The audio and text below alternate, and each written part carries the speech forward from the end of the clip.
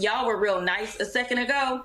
Listen, Clarence Thomas is corrupt. End of story. I mean, nobody gets this kind of money and isn't influenced in any way. That is where we stand, and that is why the American public is outraged at this court right now because of the likes of Clarence Thomas. And I absolutely believe that there is going to be a reckoning on November 5th. Representative Jasmine Crockett could not be more correct. You have to be completely uninformed or lying to yourself if you don't believe SCOTUS Justice Clarence Thomas is one of, if not the most corrupt political figures of our time. We have these right-wingers on every single level of the courts that are absolutely committed to doing their random Christian, and it's not Christian, it's Christo-fascism movement that they're all standing in the gap for. And then they basically signal to the court, tell us how we can get a case to you and how you will rule on the merits. We're living through the logical outcome of the Republican Party's concerted effort to take over our country's legal system from the ground up. Think tanks like the Federalist Society and the Heritage Foundation select and support ultra-conservative judges loyal to the project of turning our country into a Christian fascist nation slowly but surely. And one of the most loyal soldiers to the cause is Clarence Thomas. Institutions, I think we are in danger of destroying the institutions that are required for a free society. You can't have a civil society, a free society, without a stable legal system. There's such a belief in the rule of law, a belief in the court, a belief in what we were doing, and look where we are, where now that trust or that belief is gone forever. And when you lose that trust, especially in the institution that I'm in, it changes the institution fundamentally. I wonder how long we're going to have these institutions at the rate we're undermining them. And then I wonder when they're gone or they are destabilized, what we will have as a country.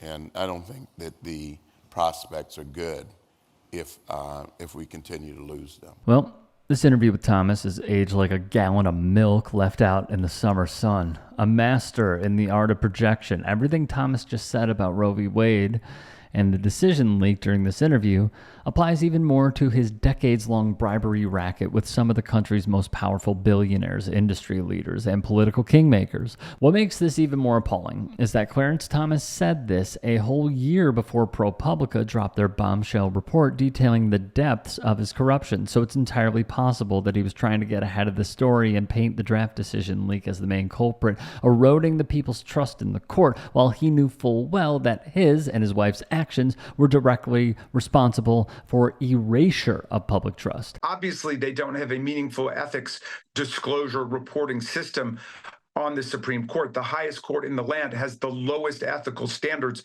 It's the only court in the land where the judges or the justices have literally no mechanism where people can go to complain meaningfully about there being ethics violations. It is nothing short of insane that unelected officials with life terms have such unchecked and unfettered power over not just the people, but the entire federal government. This case takes a sledgehammer to the power of federal agencies to interpret and administer the regulations that they're charged with enforcing. That may be the EPA, that could be the Labor Department, all the different agencies. What we're talking about here is what's called the Chevron doctrine. It dates back 40 years, and basically it said, look, when a federal agency is enforcing and administering a law of Congress and there's some ambiguity, courts have to defer to the agency that enforces that regulation for its interpretation of that regulation. Look no further than the court's decision on overturning the case commonly known as the Chevron doctrine, where the conservative justices effectively strip power away from government agencies to enforce regulations under their purview, while giving said power to state and federal courts, which, as we mentioned earlier, are packed with conservative, pro-business, and pro-deregulation judges. Meantime, you've got Clarence Thomas accepting millions of dollars in gifts. In what world world does that make any sense? How is that a gift as opposed to a payment or perhaps a bribe? Shout out to Jamie Raskin and all the others who are calling this out for exactly what it is: bribery. Back in 2000, about a decade into his tenure on the Supreme Court, he complained about his salary, and I mean openly, to a member of Congress, saying if lawmakers didn't act, quote, one or more justices will leave soon, unquote. Now, his salary at the time was $173,600. It's about $300,000 in today's money. Now, fast forward to 2019, and Thomas seems to have changed his tune. Right now, what is the compensation of a justice of the Supreme Court? Oh, goodness. I think it's plenty. My wife and I are doing fine. We don't live extravagantly, but we are fine. Well, a few weeks after that speech, he hopped on the private jet with one of his billionaire friends and headed off to Indonesia, where he and his wife Jenny vacationed on that friend's 162-foot yacht. Sounds fine to me. If that clip and the graphic of just some of the known bribes Thomas has taken over the years don't infuriate you, maybe this will. It shows just how much Supreme Court Justice Clarence Thomas has benefited from outside gifts. The bar, can I see where Thomas? Oh, there he is, right, yeah. The bar all the way on the left, that's it. That's Clarence Thomas. All the other Supreme Court justices are just all those little nubs. Clarence Thomas has received an estimated $4 million in gifts, much of which, as you see between those two colors, right, undisclosed and disclosed, almost half of which, maybe 40% of which, was never disclosed.